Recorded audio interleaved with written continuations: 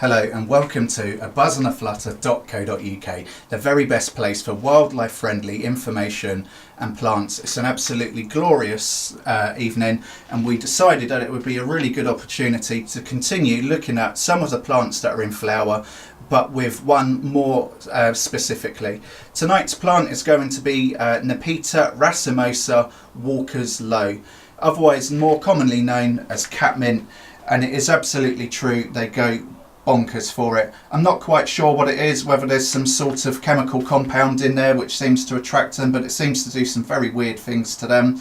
But that's not what we're here to talk about. We're here to talk about the wildlife that it attracts and how this plant is best used in your garden. So this particular plant is really good at attracting bumblebees. It will attract other stuff, but I must admit I tend to see more bumblebees on this than anything else. In terms of where you should place it, like most things really for bees, it should be in full sun. There is this idea that you can buy plants for partial shade and shade. Yes, it's true that some bees will venture into this, but it's more preferable for them to be in the sun, because obviously they need to regulate their body temperature so that they can move around and not waste energy trying to warm themselves up to move on again. This particular plant is extremely drought tolerant.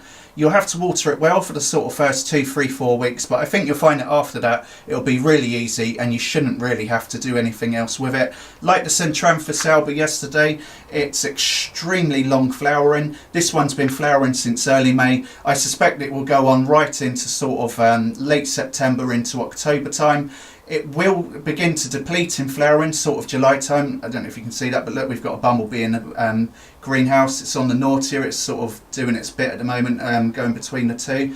Anyway, yeah, so this plant will begin to deplete flowering probably around July, August time. All you have to do is simply cut it back to the ground and it will re-sprout more growth, and you'll end up with a second flush of flowers. Again, as mentioned yesterday in our video, this is really, really important for a late source of nectar.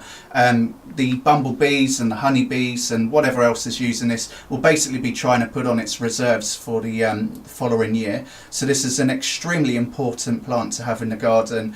It's a particularly good one for the bumblebees, as I've mentioned, and you'll even get like solitary bees and other types of bees on there. So for me, this is an absolute must-have plant. And don't forget that if you visit our website www.abuzandaflutter.co.uk and enter thanks20 at the checkout, you'll receive 20% off whatever you put in our basket.